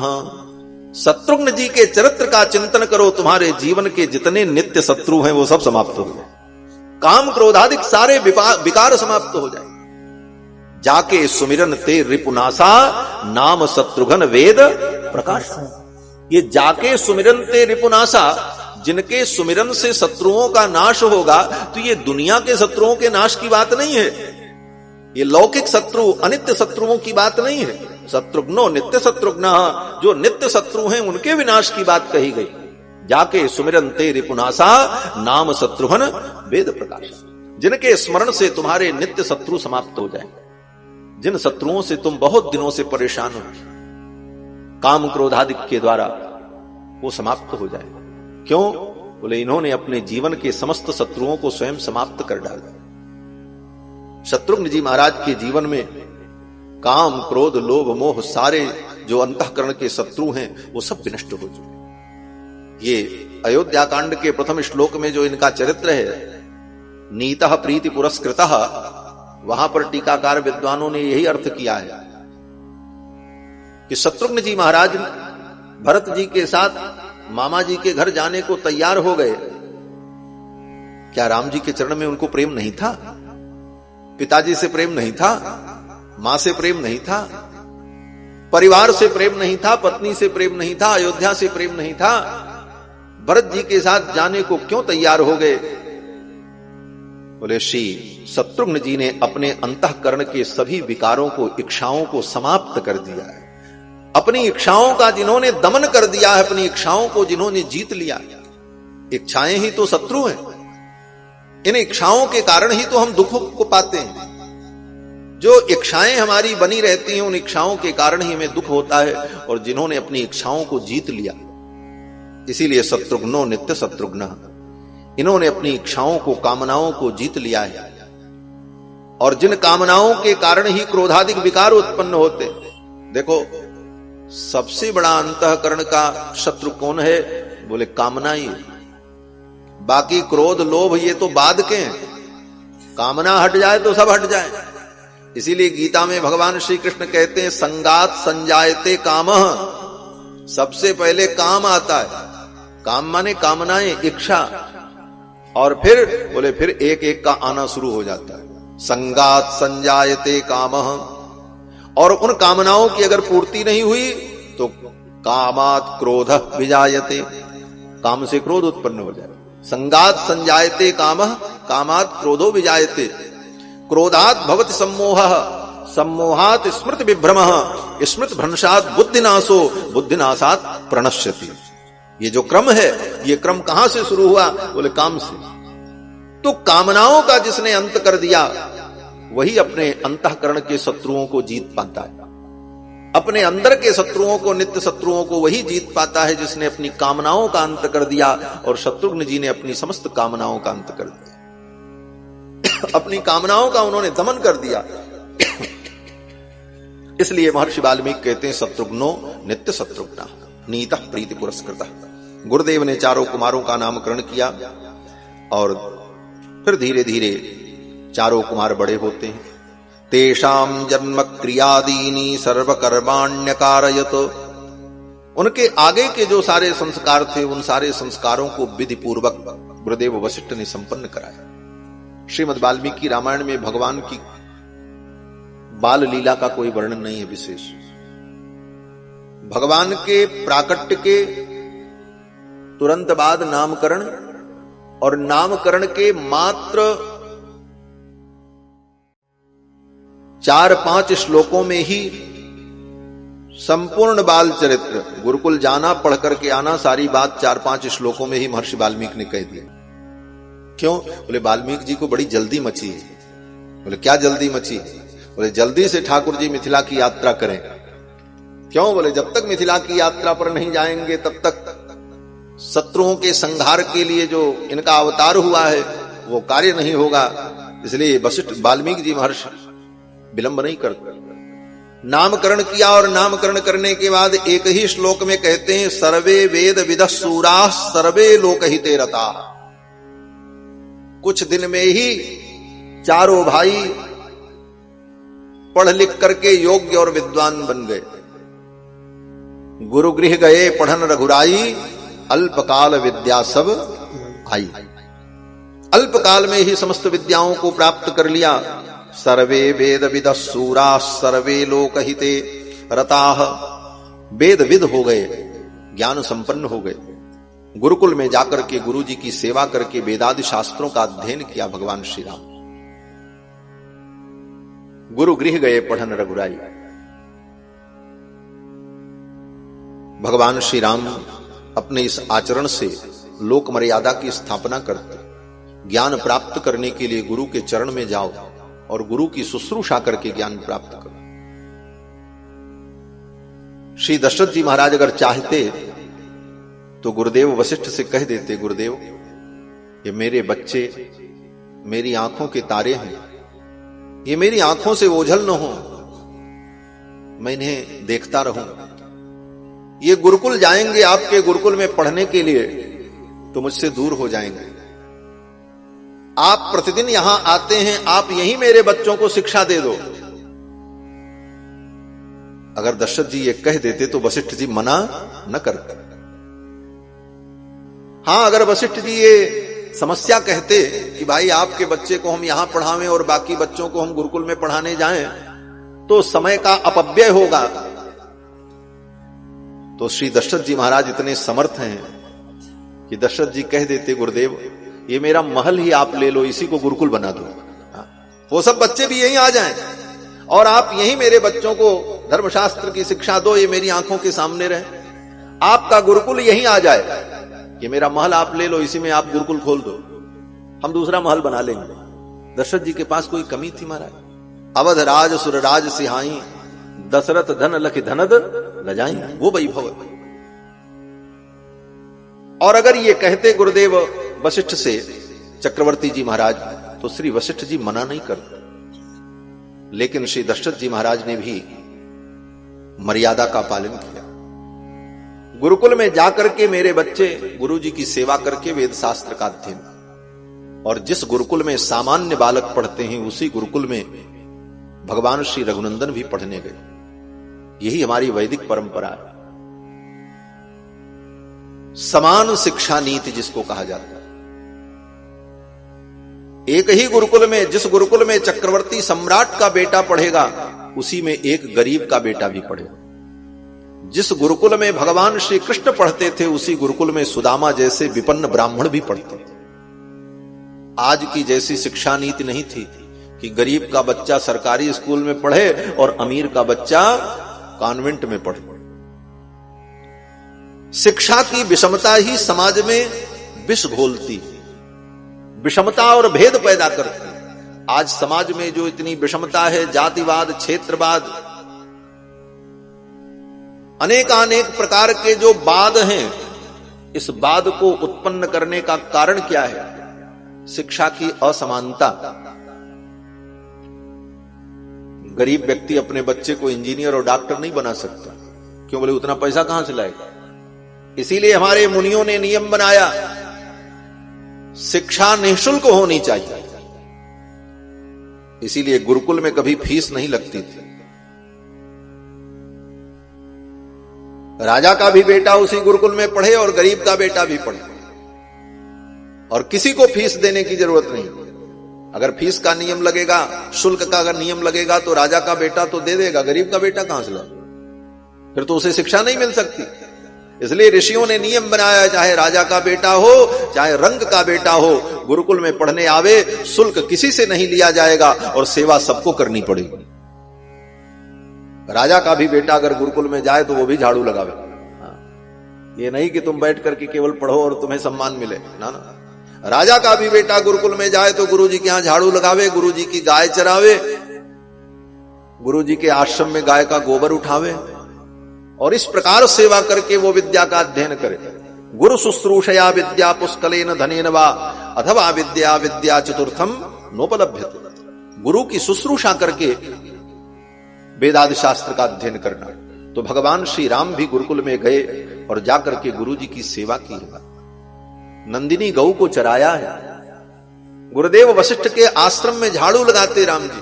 हम लोग तो केवल इतना ही चिंतन कर लेते हैं, गुरुगृह गए पढ़न रघुराई और अल्पकाल विद्या सब आई। लेकिन ये अल्पकाल में विद्या आई कैसे, ये बात अलग है कि भगवान परब्रह्म परमात्मा सच्चिदानंद है, उनको क्या पढ़ना क्या पढ़ाना। आगे गोस्वामी जी महाराज कहते हैं, जाकी सहज श्वास श्रुतिचारी, चारों वेद जिसके श्वास हैं, ऋग्वेद यजुर्वेद सामवेद अथर्ववेद, ये चारों वेद परमात्मा के श्वास हैं। यस्य निश्वसितम वेदाः, आचार्य सायण कहते हैं कि चारों वेद परमात्मा के श्वास हैं। उनको वेद क्या पढ़ना है। इसीलिए तो गोस्वामी जी महाराज कहते हैं कि जाकी सहज श्वास श्रुतिचारी, सो हरि पढ़ यह कौतुक हरि। ये तो भगवान का कौतुक है। भगवान को क्या पढ़ना, भगवान तो सब पढ़े पढ़ाए, लेकिन भगवान लोक मर्यादा का पालन करते हैं कि गुरु की सेवा करके ज्ञान प्राप्त करना चाहिए। गुरुकुल में जाकर के गुरु जी की सेवा करके और गुरु के चरणों में रहकर भिक्षा मांगकर लाकर के गुरु जी को निवेदित कर। राम जी ने भिक्षा मांगी माना। गुरुकुल में गुरु जी की सेवा करने के बाद, आश्रम की सेवा पूर्ण होने के बाद, चारों भाई अन्य ब्रह्मचारियों के साथ गुरुकुल से बाहर जाकर के गृहस्थों के घर से भिक्षा मांगते, क्योंकि ब्रह्मचारी का यही धर्म है। गुरुकुल में रह करके भिक्षा मांग करके उस भिक्षा को ले जाकर के गुरु जी को समर्पित करना और उस भिक्षा में से जो मिल जाए वही खा करके जीवन का निर्वाह करना और अध्ययन करना, यही शिष्य का धर्म है। भगवान श्री राम ने भी भिक्षा मांगी। चक्रवर्ती सम्राट के पुत्र होकर के भिक्षा मांग करके गुरु जी को समर्पित कर। दो आश्रम ऐसा है जिस आश्रम में भिक्षा मांगी जाती है, ब्रह्मचर्य आश्रम और सन्यास आश्रम। बीच के दो आश्रम जो हैं, गृहस्थ और वानप्रस्थ, इसमें भिक्षा का विधान नहीं है। ब्रह्मचर्य आश्रम में और सन्यास आश्रम में भिक्षा मांग करके जीवन धारण किया जाता है, लेकिन दोनों की भिक्षाओं में अंतर है। क्या अंतर है? बोले ब्रह्मचारी उस गृहस्थ के घर भिक्षा मांगने जाए जो गृहस्थ सम्मान पूर्वक भिक्षा दे, और सन्यासी, बोले सन्यासी भिक्षा मांगने वहां जाए जहां उसको अपमान पूर्वक भिक्षा मिले। ये दोनों को भिक्षा में सूक्ष्म अंतर है।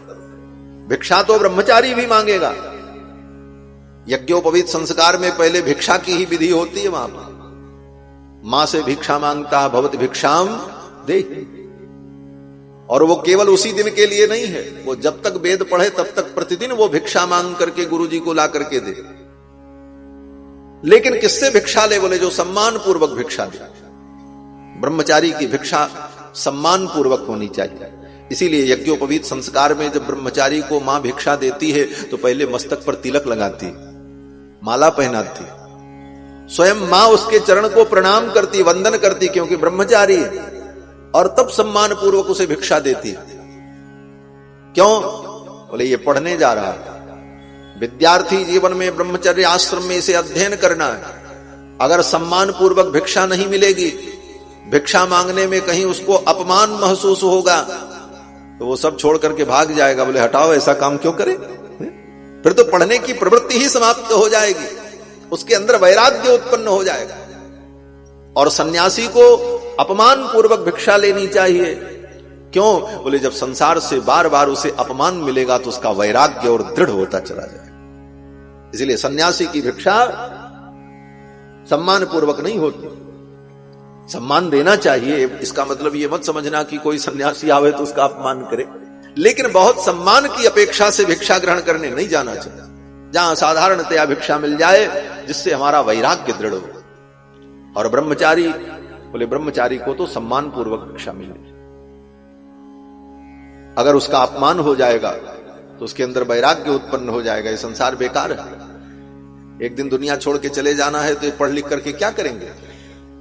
वो गांव में लोग कहते हैं ना कि जो पठतव्यम तो मर्तव्यम। गांव के एक पंडित जी थे, वो अपने हिसाब से बोलते थे, बोले जो पढ़ोगे तब भी मरोगे और न पठतव्यम तो मर्तव्यम, नहीं पढ़ोगे तब भी मरोगे, तो ये जिह्वा सांसत क्यों कर्तव्यम?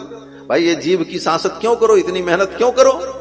तो इस प्रकार की बातें मन में उत्पन्न हो जाएंगी तो फिर पढ़ने की रुचि खत्म हो जाएगी। अजरामरवत प्राज्ञ विद्यामर्थम च चिंतयेत। विद्या की प्राप्ति के लिए व्यक्ति को अपने को अजर अमर समझना चाहिए। हम कभी नहीं मरेंगे। विद्या पढ़ने वाला विद्यार्थी अगर ये सोच ले, पढ़ने वाले विद्यार्थी को ये ज्ञान दे दिया जाए कि एक दिन तुम मर जाओगे, दुनिया बेकार है, सब छोड़ के जाना है, ये वैराग्य का उपदेश अगर ब्रह्मचारी को दे दिया जाएगा तो वो पढ़ नहीं सकता। तो कहेगा रे दुनिया जब बेकार है तो पढ़ने से क्या मतलब? इसीलिए शास्त्र कहता है अजरा अमरवत प्राज्ञ विद्यामर्थं च चिंतयेत। विद्या की चिंता करने वाले व्यक्ति को, विद्या कमाने वाले व्यक्ति को यह सोचना चाहिए कि हम कभी नहीं मरेंगे, हमें अभी और पढ़ना है, हमें और स्वाध्याय करना है, तब वो विद्या ग्रहण कर पाएगा। इसीलिए ब्रह्मचारी की भिक्षा सम्मान पूर्वक होती।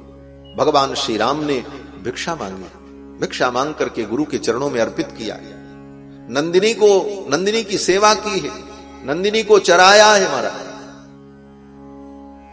भिक्षा मांग करके गुरु के चरणों में अर्पित करके अध्ययन करने की विधि क्यों है? कहते हैं कि जब विद्यार्थी भिक्षा मांग करके उस भिक्षा को ग्रहण करके वो अध्ययन करेगा तो उसके हृदय में ये विचार आएगा कि समाज की रोटी खा करके हमने ज्ञान प्राप्त किया, इस ज्ञान को पाने में समाज ने हमें रोटी दी है, समाज की रोटी खा करके हमने ज्ञान प्राप्त किया है, इसलिए हमारा ज्ञान समाज के कल्याण के लिए होना चाहिए। तब वह अपने ज्ञान से समाज का कल्याण करेगा। और जब बाप के पैसे से खेत बेच करके, घर का गहना गिरवी रख करके व्यक्ति शिक्षा प्राप्त करेगा तो शिक्षा प्राप्त करने के बाद समाज कल्याण की भावना नहीं होगी, उसके मन में यह भावना होगी कि मेरे बाप ने जितना खर्चा किया है पहले उतना वसूला जाए।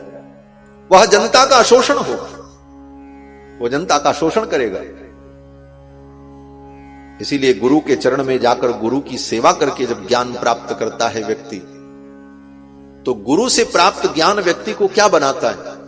हमारे पूज्य स्वामी जी महाराज कहते थे, गुरु के चरणों में जाकर गुरु से जब ज्ञान मिलता है, गुरु की सेवा करके ज्ञान मिलता है, तो वह ज्ञान व्यक्ति को जगत गुरु बना देता है। कृष्णम वंदे जगत गुरु, जगत गुरुम च शाश्वतम तुरीयमेव केवलम। गुरु से पढ़ी गई विद्या व्यक्ति को जगत गुरु बना देती, और नौकर से पढ़ी गई विद्या व्यक्ति को नौकरी कराती। गुरु से पढ़ी गई विद्या व्यक्ति को जगत गुरु बना दी, और नौकर से, बोले आज पढ़ाने वाले जो हैं वो कौन है? बोले नौकरी है, सरकारी नौकरी कर रहे हैं।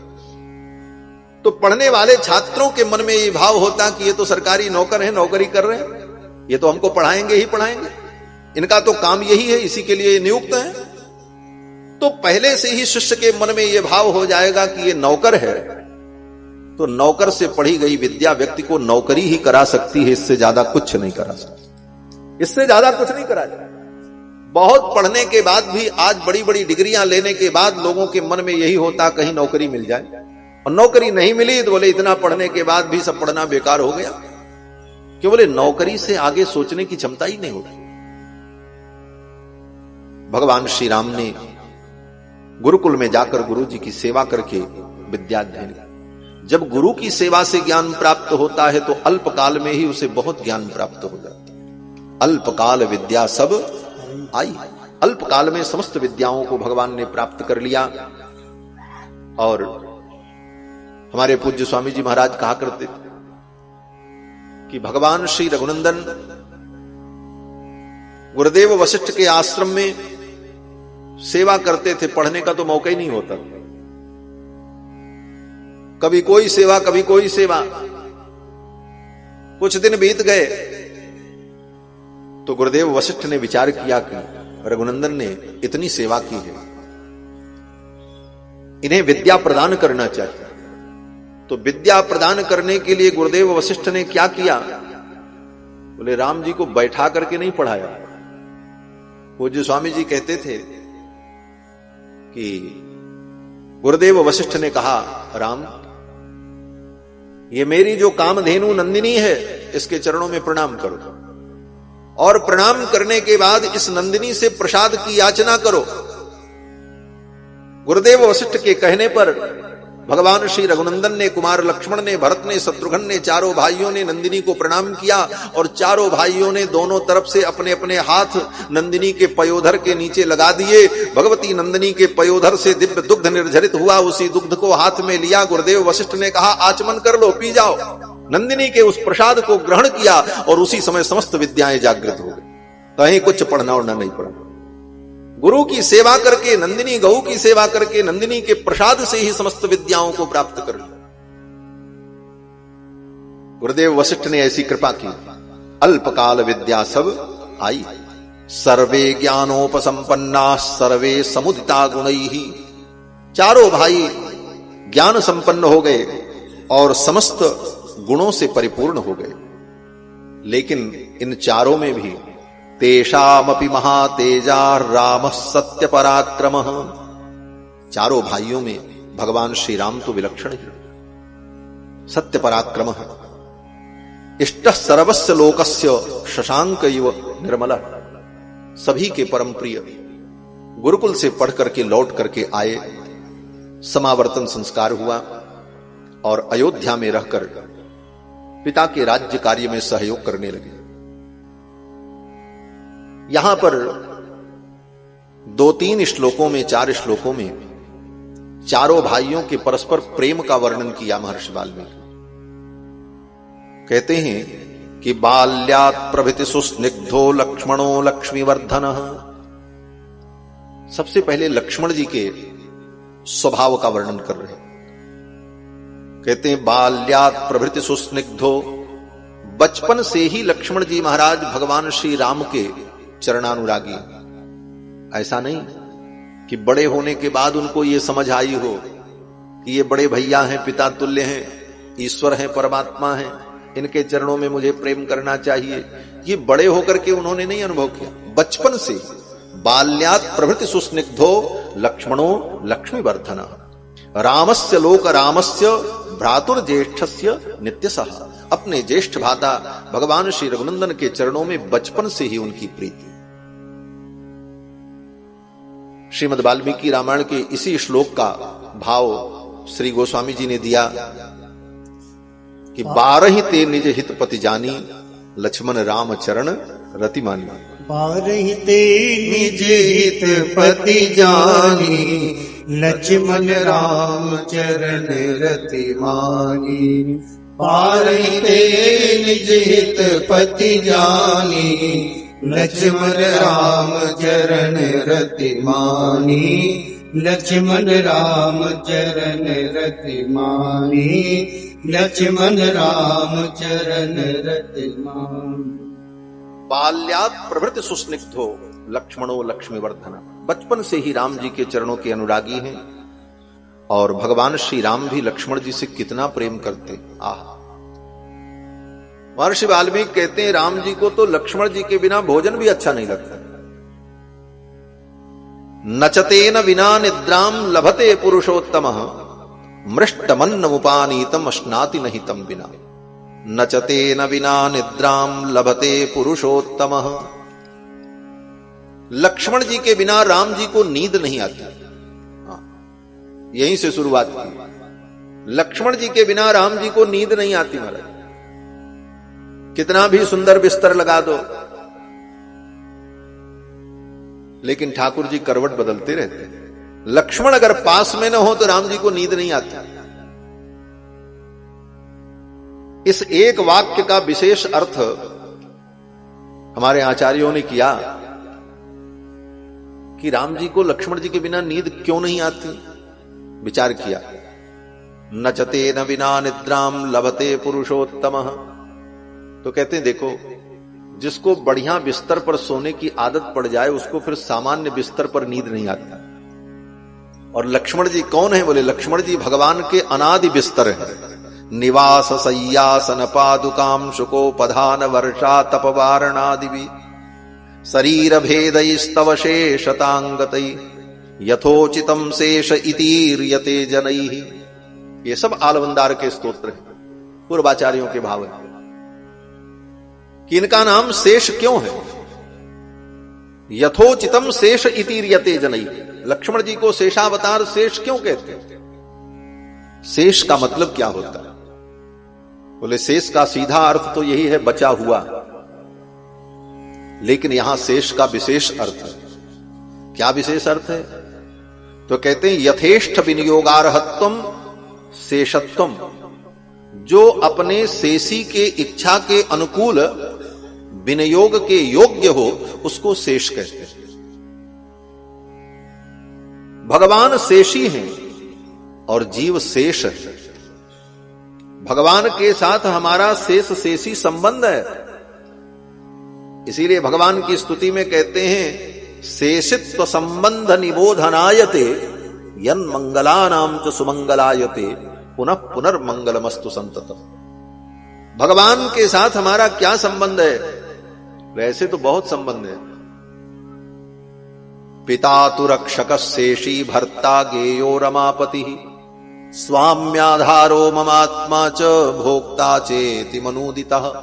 ये सब संबंध भगवान से जीव का है। पिता तो रक्षक शेषी, भगवान पिता हैं, हम उनके पुत्र हैं। भगवान रक्षक हैं, हम रक्ष हैं। शेषी, भगवान शेषी हैं, हम शेष हैं। ये शेष शेषी संबंध है और यह संबंध ही जीव का वास्तविक स्वरूप है। शेषत्व ही जीव का स्वरूप है। तो शेष का मतलब जो अपने शेषी के इच्छा के अनुकूल विनियोग के योग्य हो, उसकी अपनी कोई स्वतंत्र इच्छा न हो। जैसे हमारे गले में ये हमारी माला, अब ये माला क्या है? बोले हमारी शेष है, मैं इसका शेषी हूं। क्यों? बोले इस माला की अपनी कोई इच्छा नहीं है। हमारी इच्छा जो होगी वो हम करेंगे।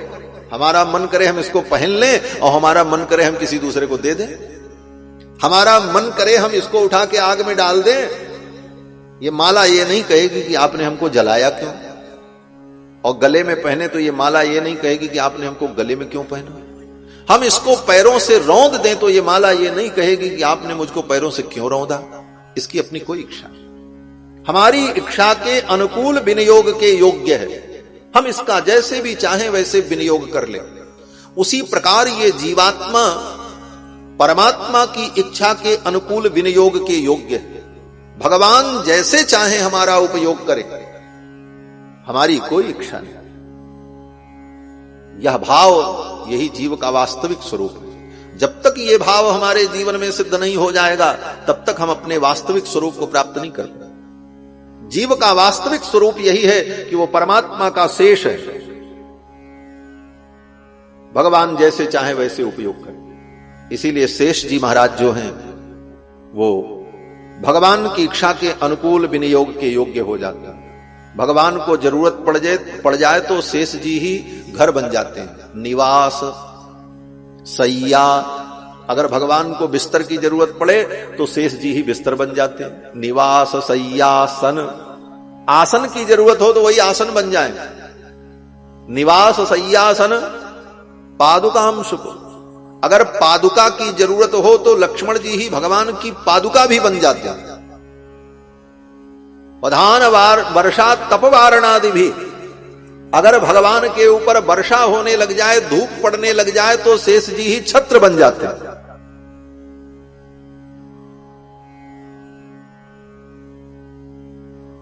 तपवारणादि भी शरीर भेदस्तव शेषता, शरीर भेद से एक साथ अनेक सेवा करने में समर्थ है। और इसका उदाहरण श्री कृष्णावतार में देखें। एक रूप से बलदेव जी महाराज तो गोकुल में भगवान की प्रतीक्षा कर रहे हैं, और जब भगवान को लेकर के वसुदेव जी चले, वर्षा होने लगी तो शेष जी महाराज प्रकट हो गए और अपने फण से भगवान के ऊपर छाया भी कर, वहां भी उपस्थित हैं, यहां भी उपस्थित है। अनेक रूप धारण करके भगवान की सेवा करने में समर्थ हैं और भगवान के लिए सब करते हैं। यही इनका शेषत्व, निवास, आसन, बिस्तर, छत्र सब कुछ बन जाता है। इनकी अपनी कोई इच्छा ही नहीं है। और इसका एक उदाहरण श्रीमद् वाल्मीकि रामायण से ही लें। भगवान जब पंचवटी में पहुंचे तो पंचवटी में गोदावरी के तट पर पत्थर बड़े ऊंचे नीचे थे। कहां पर वहां कुटी बनाई जाए पंचवटी में। अगस्त मुनि ने कहा पंचवटी में आप निवास करो। गिरधराज जटायु से भी भेंट हुई, उन्होंने भी समर्थन किया कि यहीं रहना आपके लिए ठीक है।